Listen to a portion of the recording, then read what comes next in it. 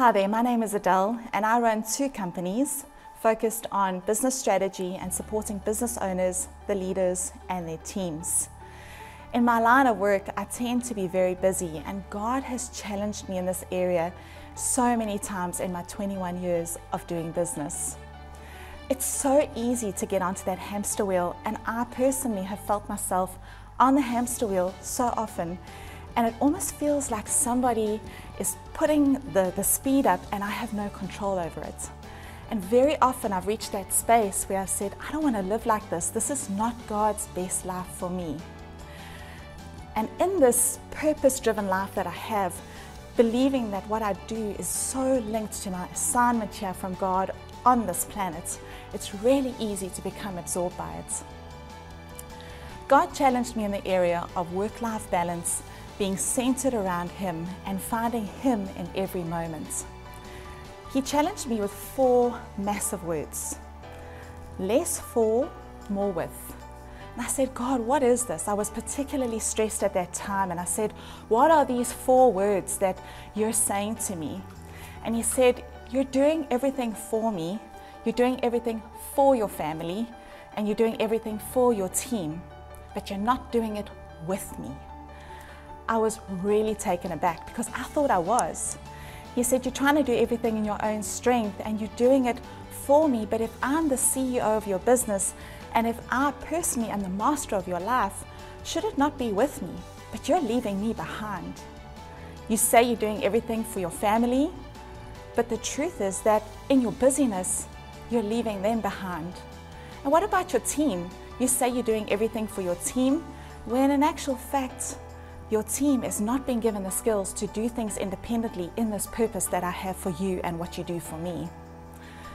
I then had coffee with a friend, and she challenged me with further things that were just confirmation of what God was saying. Focus on me, center your life on me, and then everything will start to revolve around me and in a lot more order.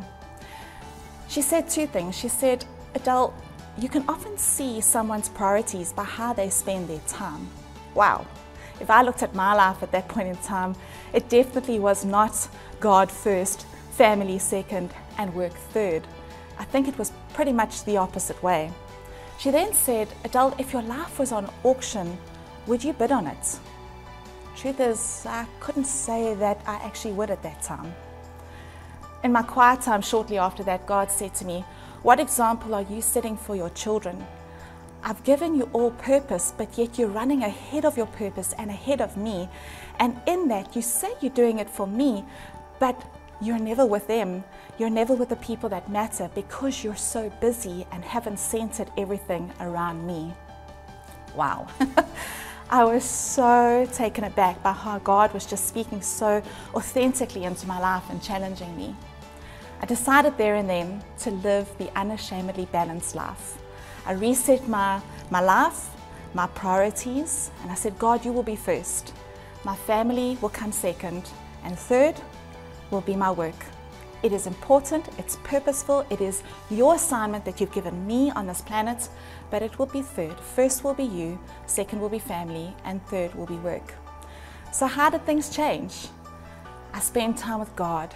I connect with Him. I'm a worshiper, so in my quiet times there's lots of worship and we connect, and I tend to play a lot of worship songs when I'm working and during my day. And sometimes God just comes into my office and meets with me, and it's so special when He does. Time with family, we prioritize making memories. We go away a lot, we prioritize our birthday weekends, and we try to go away every 6 to 8 weeks. Why? Because time with family is so important, and it honors God when we spend time with those that He's entrusted into our care to spend our lives with. Time with friends, I try and meet up with a friend every single week, at least one, to have coffee. Because when I meet with them, I foster relationships and somehow am able to share God's love with them. Some of them are saved, some are unsaved, and we just have a wonderful time, and it's a time for me to foster those relationships.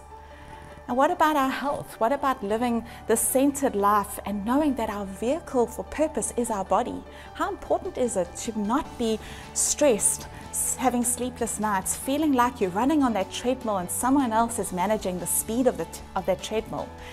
It's so important to have balance and get our bodies to a place where our vehicles, being the vehicle for blessing and for our purpose, our bodies are functioning like they should without all the stress. So it's all fair and well to talk about work-life balance and how good that is, but how does that then translate into my business? And how does it work for my business and my clients? Well, the truth is that when I tap into God's wisdom by spending time with Him, He shares with me solutions that only He could think of. He knows their business better than I could ever know their business.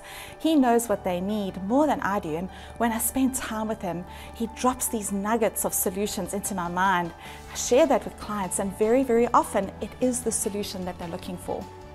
By being more relaxed, more feeling like I've got less guilt around time not spent with people that I should be spending them with, and feeling more balanced and God-centered, I'm more present in my meetings with them, and I can give them the best of me. You see, this sort of centeredness around God and we're having work-life balance is counterintuitive to what we've been trained, what we've been taught to do. We've been told that busyness and this crazy lifestyle of always being busy is so good, but the reality is that God has a better plan for us. It's counterintuitive to live the unashamedly balanced life. It's good for your clients, it's good for your work to have balance and to put God first. Even God, on that seventh day, after creating the world, this God who doesn't sleep or slumber, who is amazing, who is astonishing, who doesn't need to rest, as a good dad, sets the example for us. And on the seventh day, He says, you need to rest. He rests, and in doing so, taught us the biggest lesson that we can live and should live, the unashamedly balanced life.